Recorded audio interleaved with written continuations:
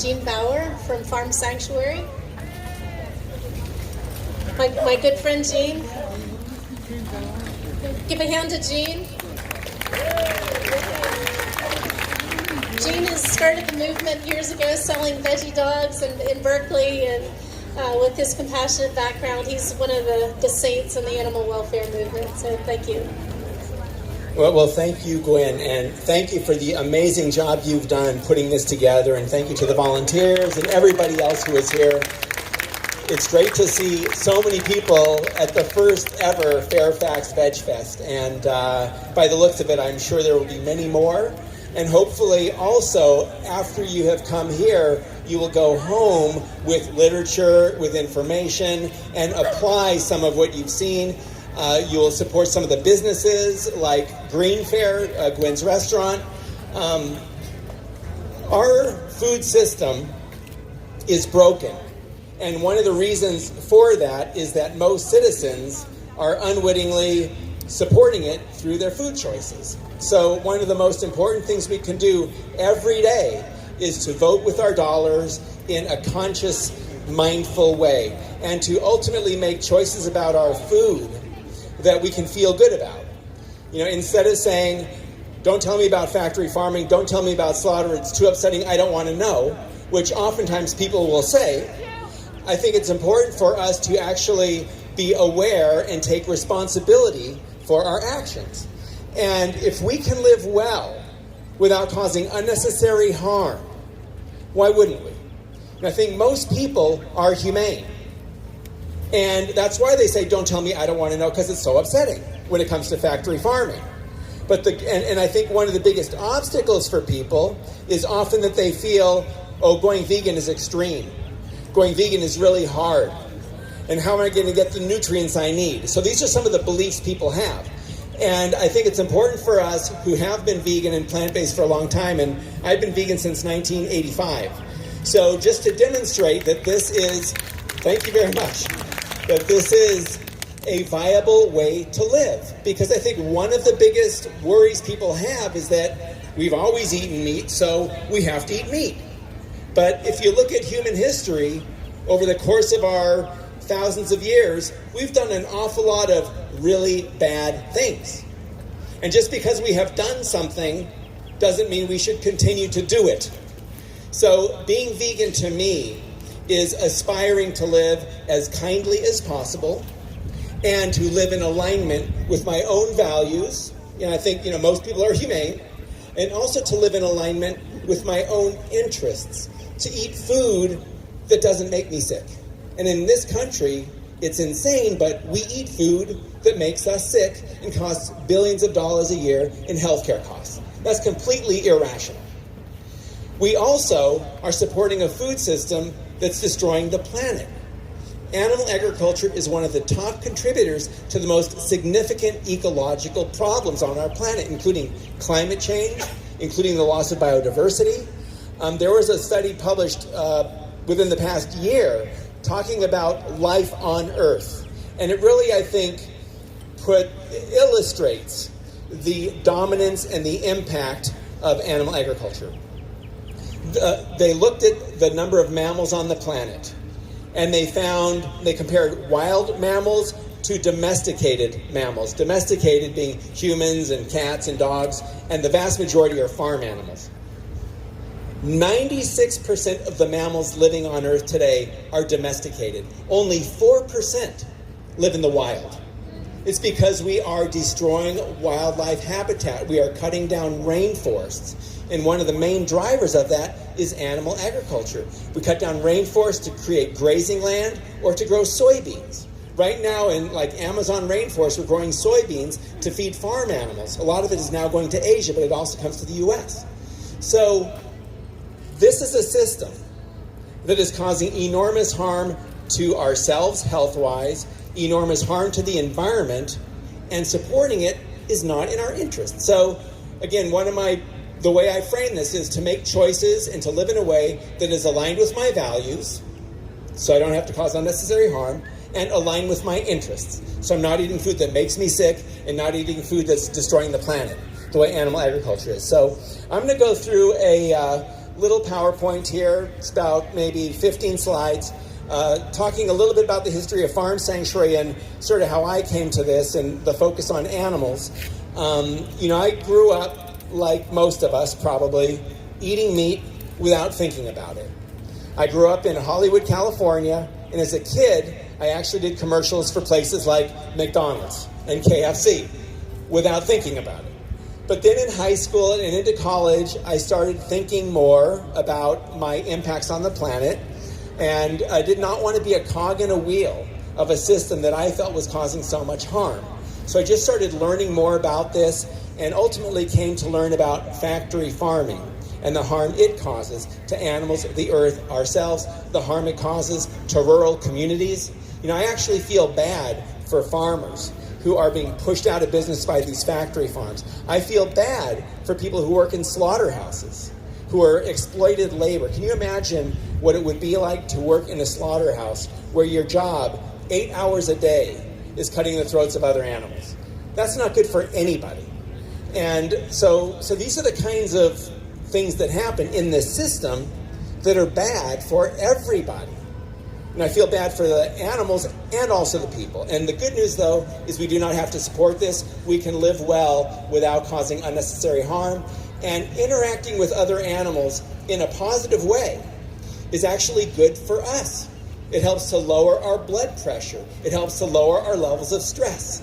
Many of us probably live with cats and dogs, and hanging out and with them on your lap can really be a very calming, positive experience. And in this world, there is way too much violence, and there is not enough kindness and connection and compassion. So interacting with animals in a kind, compassionate way is not only good for the animals, it is good for us. And this is a picture at Farm Sanctuary. Now, compare this idea where you're actually in the barn, hanging out with the pigs as friends, instead of going to the slaughterhouse. The difference of the experience is stark, and it is telling. And most people grow up eating meat and assuming that these animals are there for us to kill and eat, without stepping back and asking themselves, does this make any sense? And really, it doesn't. It's not good for us or the animals. Now, when Farm Sanctuary started back in 1986, I spent a lot of time going into factory farms, stockyards, and slaughterhouses to document conditions. And this is a system that today is raising over 9 billion farm animals. Hundreds of millions fall through the cracks. They don't survive long enough to make it to the slaughterhouse. So this is a picture I took at Lancaster Stockyards in Pennsylvania back in 1986. This is a dead pile. There's dead cows, dead sheep. There's also dead pigs that are out of the frame here. And as we approached this dead pile, the sheep at the far right actually lifted her head. She was alive. We were stunned that a living animal would be thrown on a pile of dead animals, so we took her off the dead pile, brought her to a veterinarian, thinking she would have to be euthanized. But as the vet started examining her, she stood up. And then she recovered fully, and she ended up living with us for more than 10 years. So that's Hilda, who's our first rescued animal.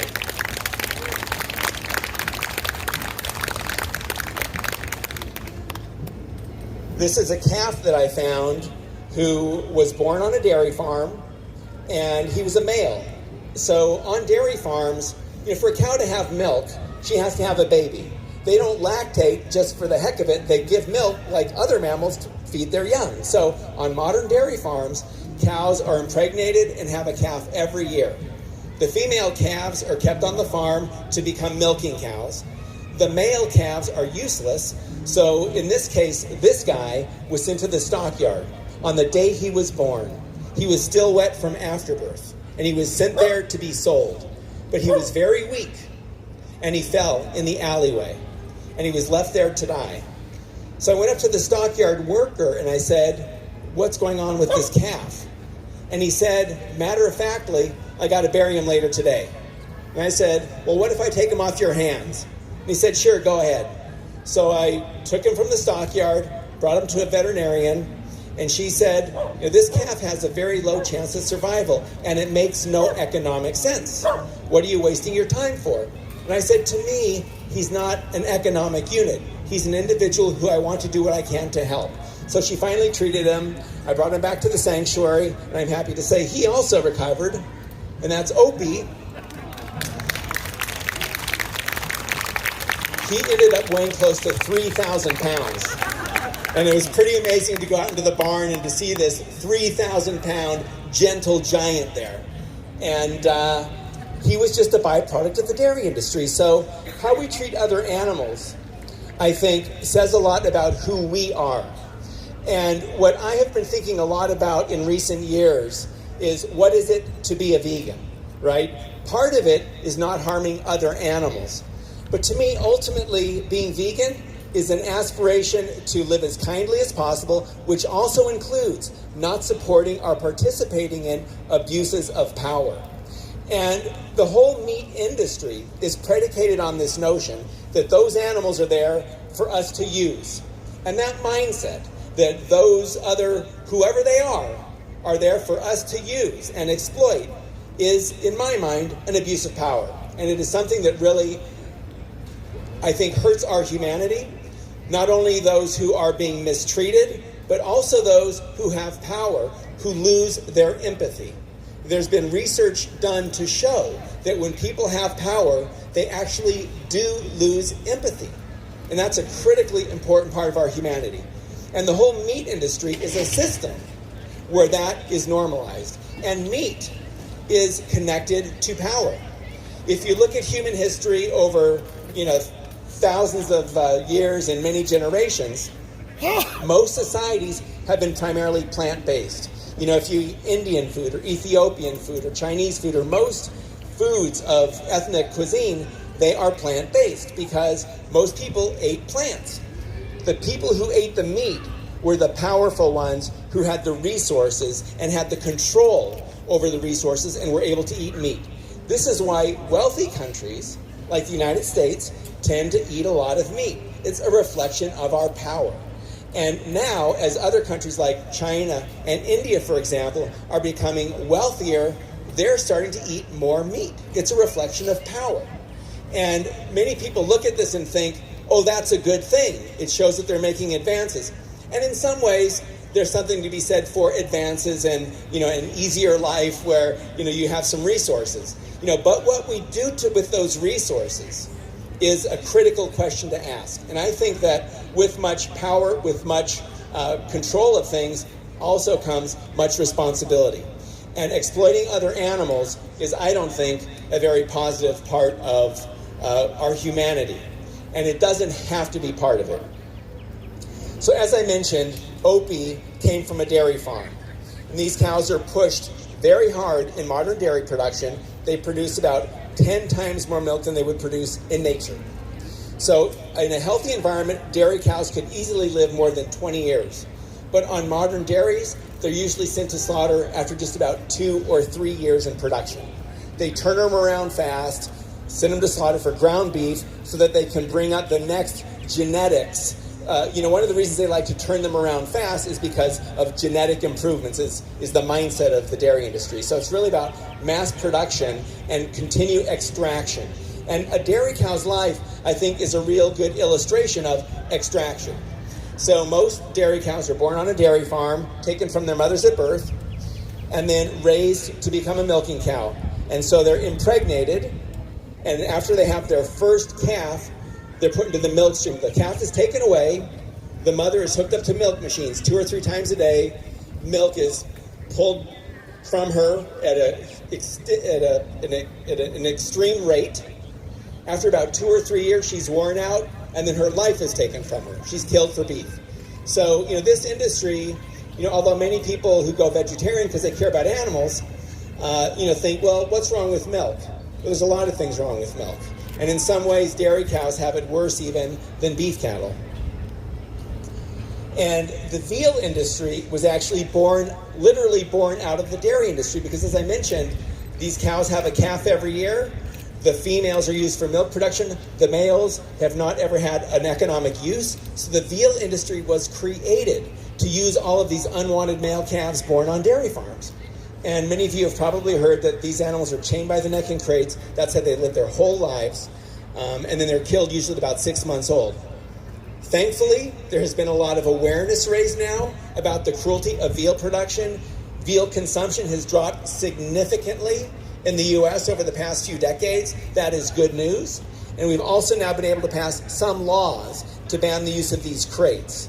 We still have a long way to go, but we are making some progress. But calves in crates are not the only animals confined. This is a picture I took at a farm in Missouri.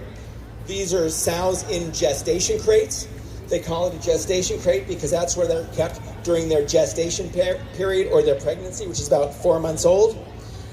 Right before giving birth, they're moved to another crate, which is called a farrowing crate, which is also just 2 feet wide to give birth.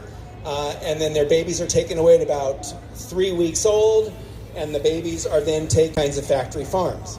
So there's about 100 million pigs raised and slaughtered in the U.S. every year. Most live that way, but about 6 million mother pigs are kept in these crates. Now we're also working to ban those crates and have had some success, so we're making some progress.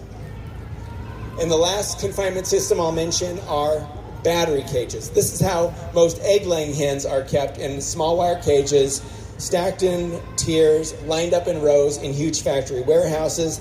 The birds can't even stretch their wings. I'm sorry to show you all this. I should have given you a warning about it, but we're almost through it. And they live this way for about a year before they also are killed. We have made some progress in this area as well. A number of businesses said they're going to go to cage-free systems, which is better than these systems. But I also have to let you know that even though we're banning veal crates, gestation crates, and battery cages, and we've had to do this through the initiative process in several states, the industry now is starting to move towards factory farm humane systems. And this is a free-range egg farm. And that little shed on the side of this farm is outdoor access. So one of the things that the good news is people don't want to support factory farming cruelty. The bad news is that the industry is now making adjustments and doing very modest things to make and making their conditions sound a lot better than they are. So often people come up to me and say, I don't like factory farming, I can't stand factory farming, I only buy humane eggs, or I only buy humane meat, or I only buy milk from humane dairies. Bottom line is that these businesses who are marketing products as free range and so on are now able to add a lot to the price without really doing very much to make the conditions better. So that is the current system of farming when it comes to animal agriculture, and that is why I think it is so important for us ultimately to move towards plant-based agriculture. And here's a closer shot of what the hens in these humane, free-range, cage-free systems look like. Again, they're very much overcrowded, and fundamentally, they are seen as commodities. They are not seen as living, feeling creatures. And whenever we exploit animals, or exploit anybody, exploit other people, exploit the earth, and see them as commodities, we lose part of our humanity, we create unnecessary harm to others. And the good news is we do not have to do that. And this is the last sort of factory farm picture I'll show. Well, no, actually there's one more, sorry. But this is chickens who are raised for meat, who make up the vast majority of animals slaughtered in the U.S. every year. They're raised in these huge warehouses and very much confined. They have been genetically bred to grow twice as big and twice as fast as normal. So every year, millions of these chickens die of heart attacks at a few weeks old because they're growing so big and so fast. And even so-called humane farms will use the same genetic breeds that grow very fast and large and die young. Get some water here. I get on a roll and the vocal cords can't quite handle it. So in this country, we have two distinct breeds of commercial birds. The meat-type birds here, who I mentioned, have been genetically bred to grow fast and large. The other ones are the egg-laying hens, and you saw how they're kept in the battery cages or in these so-called free-range systems. They have been genetically bred to put their feed energy into egg production, so they don't grow very big or very large. So at the hatchery, you have two different kinds of birds being bred, right? You have the meat-type birds, and they use both the males and the females. But then you also have the hatcheries that hatch out the egg-laying hens. And they have the genetics of egg producing, but half of them are male. So you have hatcheries hatching these egg-laying hens, and you have males that are not useful to the industry. So what happens to them? That's a picture I took behind an egg hatchery in Pennsylvania. And these are the unwanted male chicks that are just discarded, thrown in dumpsters, or thrown in trash bags and killed by suffocation, or literally ground up alive. So that is what happens to animals when they're seen just as commodities, not as living, feeling creatures. But of course, at Farm Sanctuary, they are living, feeling creatures. They are our friends, not our food. Farm Sanctuary is a place where vegan is normal. It is a farm you're all invited to visit, unlike the factory farms, who are passing these ag-gag laws, making it illegal to investigate them, making it illegal to talk about them. So Farm Sanctuary is a place where we aspire to our better angels and aspire to create a world where we're not causing unnecessary harm to others. And we have been focused primarily on rescuing animals from cruelty and giving them a good life. And we will continue doing that. But also, I think what we need to start doing more of is creating solutions. When we started back in 1986, we were the only farm sanctuary. Today, there are literally hundreds around the world. That's very good news. There's this inclination to do a kind, compassionate thing. But it's also important to recognize that operating sanctuaries requires a lot of resources. And we cannot rescue all of the animals who need to be rescued. Even if we rescued 1 million animals a year, now can you imagine that? If we rescued 1 million animals a year, it would be a drop in the bucket. So what we need to do is to create systemic reform, systemic change. Instead of the USDA spending billions of dollars every year to support animal agriculture, it should start tilting those resources more towards plant-based agriculture. You know, in the dairy industry, we've seen many dairy farms go out of business. I think that's good in many ways, right? But what's also happening is these small farms are now being bought by bigger factory dairy farms, and they're continuing with the overproduction. So we still have an excess of cow's milk. So what do they do with it? They congeal it into cheese to give it a longer shelf life and to kind of, use the excess. And now we're pushing exports. The former USDA Secretary, Tom Vilsack, under Obama, is now the head of the Dairy Export Council, promoting cow's milk around the world. So this is, and by the way, I should also say, what the Obamas did in the White House, I think, was positive. They had the White House Organic Garden. They started a farmer's market at the USDA headquarters in Washington, D.C., called the People's Market.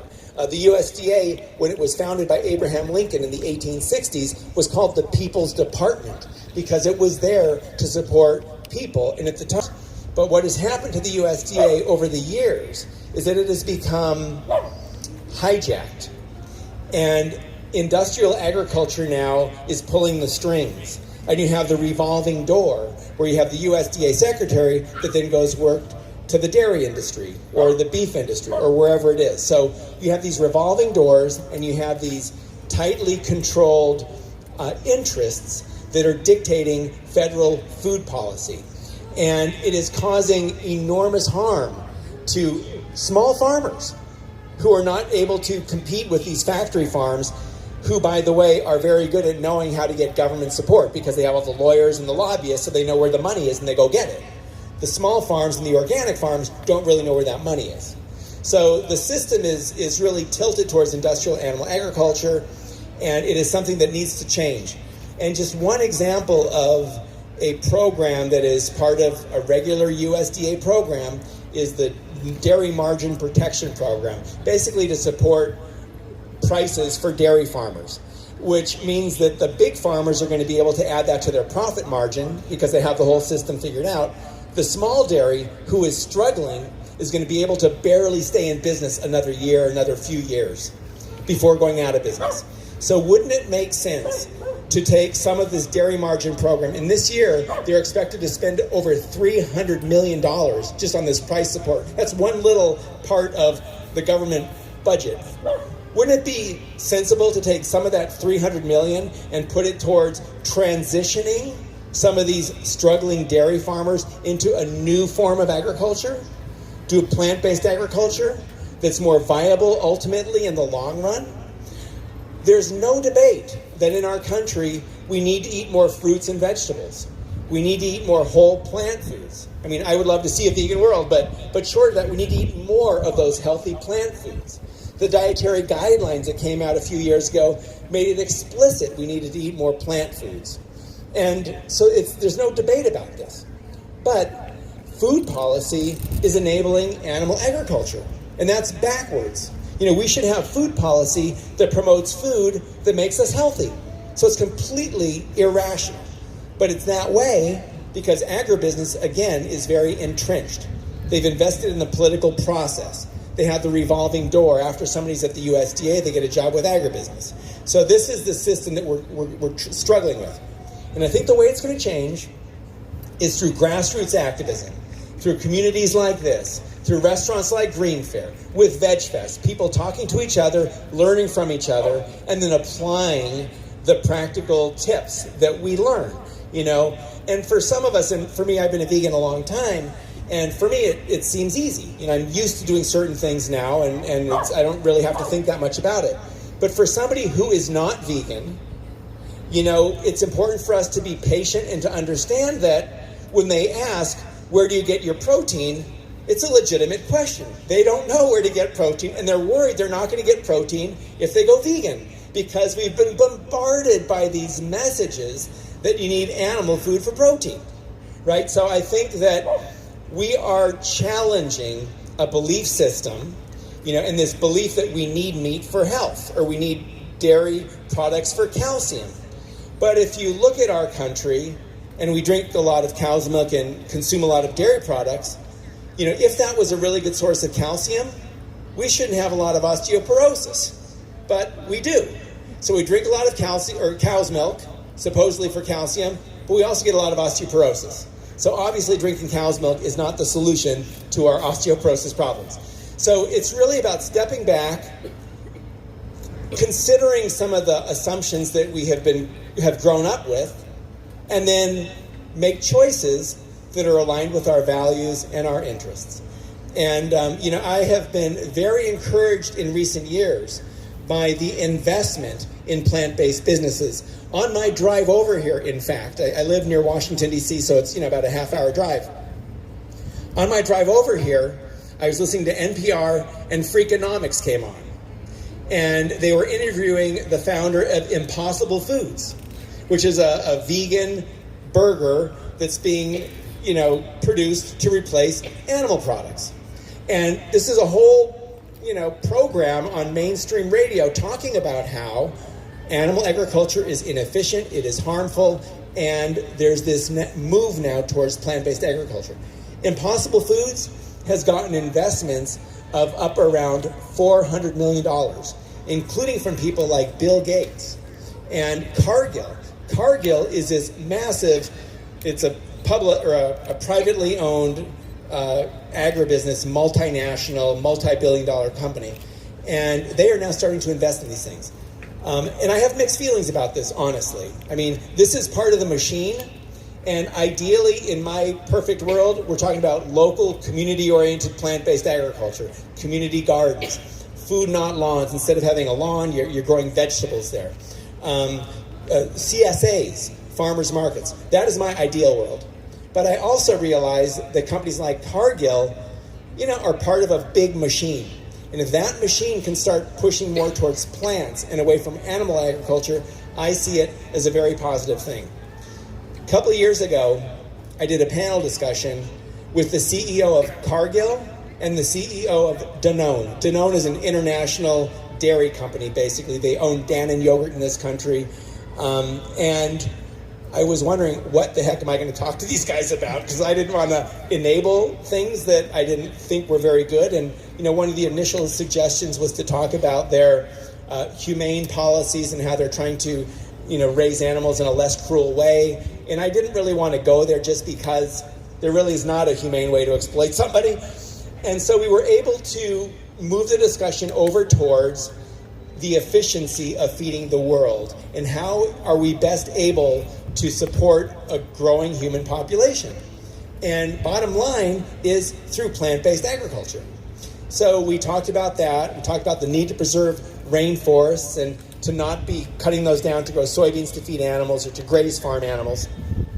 And right around that time, Cargill was in the process of changing Cargill Meat Solutions, which was one of their divisions, to Cargill Protein Solutions, recognizing that there are more ways for people to get protein, including from plant sources. So that is this machine now starting to tilt in that direction.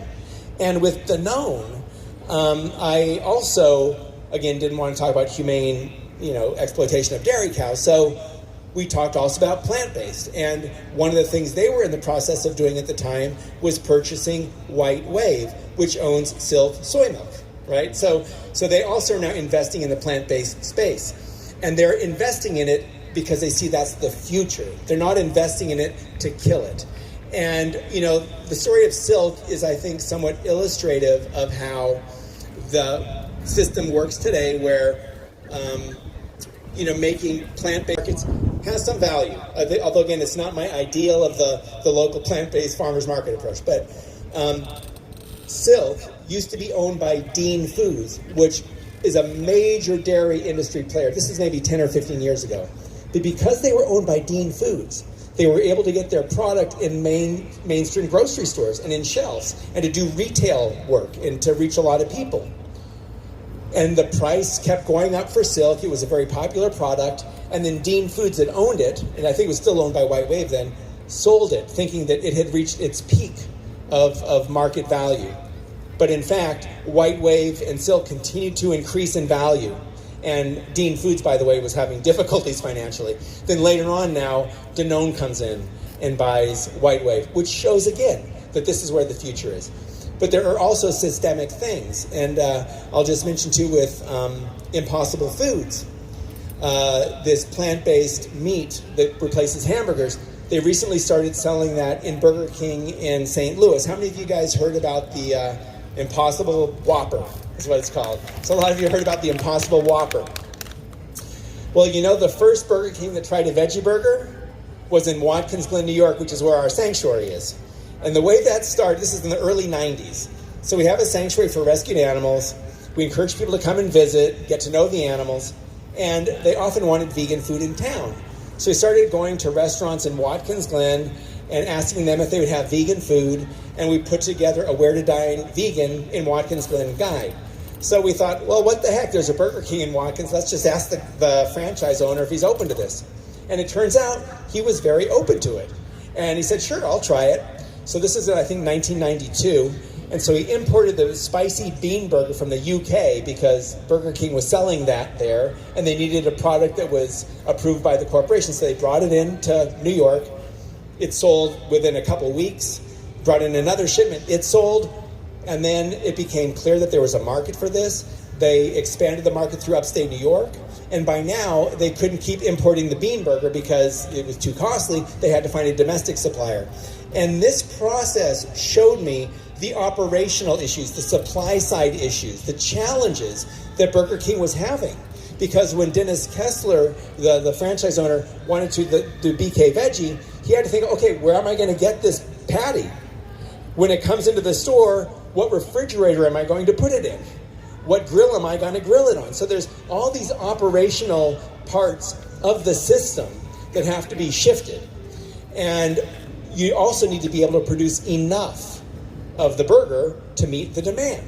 So this is where, with the Impossible Whopper that was recently introduced, and with Impossible Burger having such investments and sort of infrastructure, I am hopeful that, Burger King will start selling this thing nationwide, and then ultimately the Impossible Burger, as well as Beyond Burger, and some of these other plant-based burgers will become cheaper than beef burgers, because inherently you need much less land, much fewer resources to grow plant foods than animal foods. And then you now start replacing animal products with plant products. And you're causing less harm to the environment. You're obviously not harming animals. You're not causing people to have to go cut the throats of animals at slaughterhouses. And then you also are opening up consumers to be able to know where their food comes from, be able to feel good about it, and then to get to know other animals as living, feeling creatures. Because we are, as much as we like to call ourselves rational animals, I think it's much more accurate to say that we're rationalizing animals. And we rationalize things if we don't feel good about it. So if we're causing harm to somebody else and we don't feel good about it, there's a couple of ways to approach that. One is we can be, think about it and be reflective and say, I don't want to cause harm. But unfortunately, when it comes to eating animals, there's a tendency for us to denigrate the animals and say, well, that's what they're there for. And there's these unhealthy and negative statements we start making, and oftentimes we are ignorant and don't even think about them. For example, being called a pig, right, or being called a turkey are not compliments. But, most people who make those comments don't even know who pigs or turkeys are. They just have this negative opinion that is frankly unfair, and it's not good for anybody. And then we also then start telling ourselves stories about how stupid these animals are and how they deserve to be treated badly because they're so stupid. And we make things up. One of the stories I remember hearing a lot was that turkeys are so dumb, they go outside and drown in the rain. Well, we've cared for turkeys for over 30 years. They can go in the barn, they can go outside. There's never been one that's gone out and drowned in the rain. So we start telling ourselves these stories, right, to validate behaviors that are really not becoming of us. So for me, again, being vegan really is about living in a way that I feel good about. It's about not causing unnecessary harm to others. And it's also about supporting efforts to create new alternatives. And that's why, again, this Veg Fest is so beautiful to see. The businesses here, the vendors here, I would encourage you to stay in touch with them. And again, go to Green Fair, eat there, support that.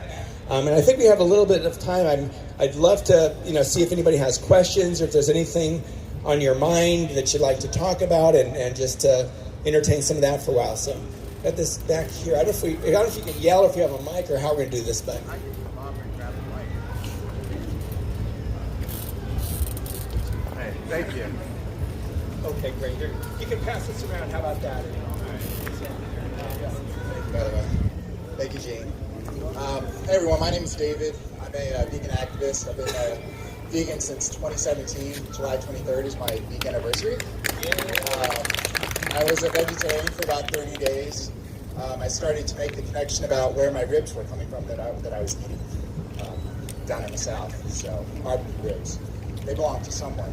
So, Gene made some really great points about the power that we have. And that power comes from the knowledge that we carry as vegetarians, as vegans, as very enlightened people. We know that animals aren't commodities. We know that they are sentient beings.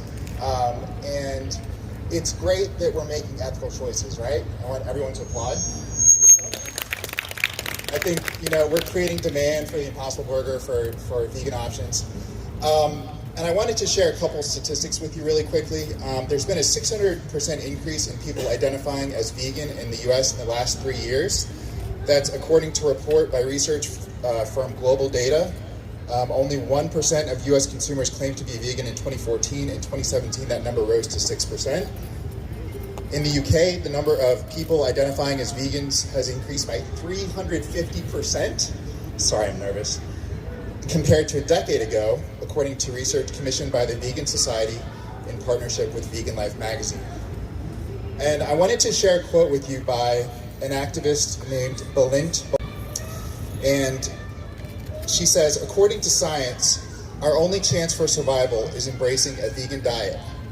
a solution that does not require international agreements, change of governments or policies, non-existent technology, not even sacrifice. And this can be implemented by anyone right now at this very moment. So we all have the power to literally disrupt entire global markets, and that's what we're doing. And I just want to take that one step further. We also have responsibility to talk to our family, to our friends, to our coworkers. And I'm not saying debate people, I'm not saying get into arguments, I'm not saying get things heated, but if you ate a really good vegan chicken tender, talk about it. If you ate a really good vegan dish, show them pictures. Show them that we don't just eat grass. We eat the most delicious foods known on this planet, and they're all plant-based. So it's one thing just being vegan or vegetarian, but talk to the people around you. Spread the message. I'm here with a very good friend of mine, Tiffany. I'm an Uber driver part-time. I just started my new job, so I won't be doing that anymore. But she got in my car the other day, a vegetarian, and she left a vegan. Yeah. Talk to people. Spread the message. That is our responsibility. Thank you.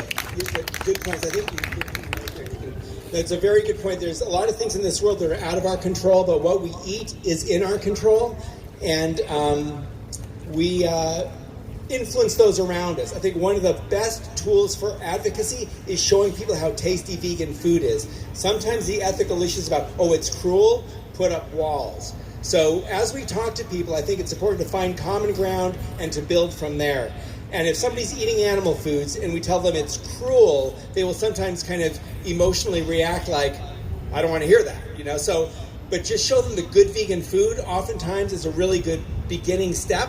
And they try it, they go, oh, that's really good. I mean, I've talked to people who hear I'm vegan and they say, oh, I could never do it. The same person, after having a tasty meal, said, oh, if it was like that, I could do it. So just realizing, just making it easy and being a voice and being a positive, friendly presence that attracts people and encourages people to think. So in other words, Gene, don't tell them they're benefiting from an animal holocaust. Instead, I think it's Michael Pollan's Omnivore's Dilemma, or maybe Super Salt Fat.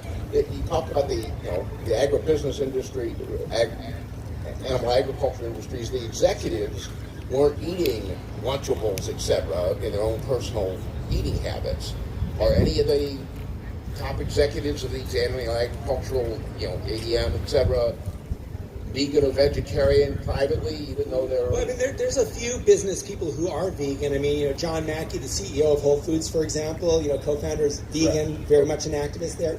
But I think some of those big companies, I think individuals make their own choices, but I think they're recognizing, like many, that animal foods cause all kinds of harm. And they have heart attacks and they don't want those. So I cannot say that the CEO of Cargill or Danone are vegan, but I think that they probably are reading some of the same science and seeing some of the same information and probably moving in that direction, eating less meat, if not going completely plant-based. Any McDonald's or Coca-Cola executives, Well, some former McDonald's-like executives are now involved with Beyond Meat. So you're starting to see this shift of corporate titans away from the animal ag side and the plant-based side. So they're realizing that there's opportunity there. And so I think that's positive. Hi, Gene. I was just wondering, I wasn't going to get political, but now that you started it. We do have a presidential candidate who is a vegan. And I don't know how many people know that. Do you know Corey?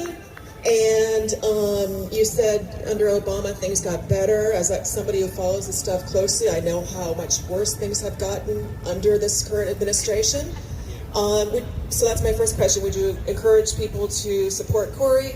Second question is, have you had the Burger King vegan burger? Because I wanted to know, is there real mayonnaise on it or not? Well, okay, now, on the political thing, I've got to be nonpartisan, but I would also say you got to look at policies, and you need to ultimately decide who supports what you believe in, right? And I think, Cory Booker is a vegan, and I think he stands for justice. That was his big platform when he announced the other day, and I think that those are good values, honestly. And I think, with Obama, I would have to say that a lot of the work he did actually was more symbolic than actually structural, and I don't believe that it's possible really for any individual to shift it completely overnight. So we need to have visionaries and symbolic statements, and those ultimately then need to be backed up with policies where you're starting to put now resources behind the new system. So I think that, but I do believe it's critically important for us to step up, to be involved in the political process. Democracy is a participatory sport, and unless we show up, we're going to get stuff that, that we may not be too happy about. On the Burger King thing, I've actually not had the Impossible Whopper. It just came out. It's mainly sold in Missouri right now. I've had the Impossible Burger, but not at Burger King. I don't know what kind of mayo they use, but that's another part of the process. The spicy bean burger that Burger King first introduced in '92 was vegan, so I had that back then. But then they went to a domestic product called the Griller that had egg whites in it, so I didn't do that. Then they went to the BK Veggie, and I think the patty is vegan, but I think they put it on, they use mayo, so it's not. So hopefully we'll get the Impossible Whopper to become vegan if it isn't yet.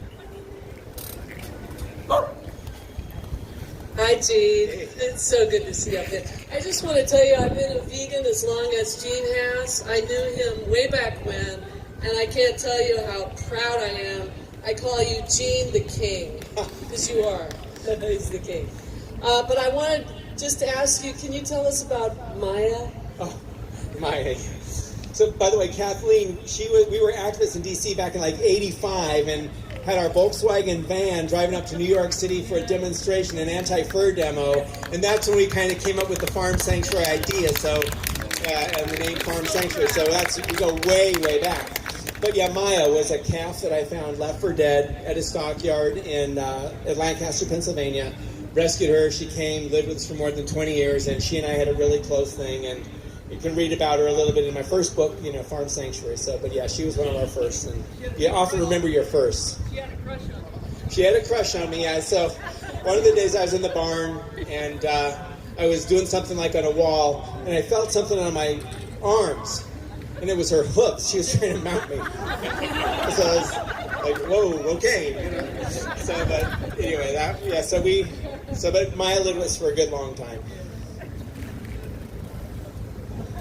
I was intrigued by your comment or your wish that the veggie burgers would become cheaper than the meat burgers. Meat burgers are so cheap, and is there another layer that might prevent that shift, which doesn't reflect how they're made, but reflects other financial backing of meat industry? A key reason that they are so cheap is because the industry gets enormous amounts of government subsidies, like for producing corn and soybeans, or giving the industry access to grazing land at far below market value. Also access to water and fossil fuels at below market value. So this is an industry, and they also don't pay taxes.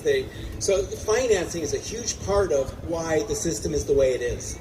And it's kind of like the too big to fail situation, right? Where small farms are struggling and they don't have the same machinery behind them. But ultimately, this is where a Cargill or a company like that can create this massive machine of, mass production veggie burgers, and because plant production is inherently more efficient than animal, 10 times more land in this country is used for animal agriculture as opposed to plant agriculture. 10 times more land. So, but they have access to it at below market value. And grazing land on public land. And again, the corn and soy business are a massive part of animal agriculture. Because here you have these mass producers that are getting government subsidies. They have insurance, so they're guaranteed not to lose. And taxpayers are footing the bill. And then you have disasters, right? So if it's rainy, they get their crop insurance and they get disaster money. So it's the system right now supports an irresponsible practice of animal agriculture. And that's why these beef burgers are so cheap.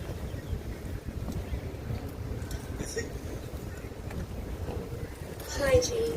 This is Lee. Thank you. 3 summers ago, we read your book, my children, my husband and I, and we were on a big family trip, and one of our highlights in our destinations was Farm Sanctuary in Watkins Glen. Yay! And it was this unbelievable chilly day. We bought sweatshirts. Thank goodness they were there, because it was July. We weren't expecting That's it. crazy. Upstate New York can be chilly, yeah. It was surprising. And one of the first areas we went to, the pasture where you have the cows, and they were the cows that had scars all over their bodies. And we have so many pictures of our visit there, including very healthy turkeys that never drowned. But what surprised, what just spoke to my heart that day, was that these cows that had been mistreated at the hands of humans, we were not their caregivers. We weren't bringing them food. And they just laid there, closed their eyes, let us touch them and pet all over them and love them. And I just want to say that we can learn a lot from them about opening our hearts, the healing that has happened at Farm Sanctuary for them, and that human beings have a lot to learn how to open our hearts the way they do. Thank you so much for everything you do. Thank you for sharing that, right? The sanctuary is a place of healing, and it's good for the animals and it's good for us. So, and when you visit the sanctuary, take pictures and share those, right? Because it's people see, people do. If we see other people acting in a kind way, we start to do it. But if everybody's doing something that's not kind, we start doing that too. So, I think my time's up here, but thank you all so much. Really appreciate it.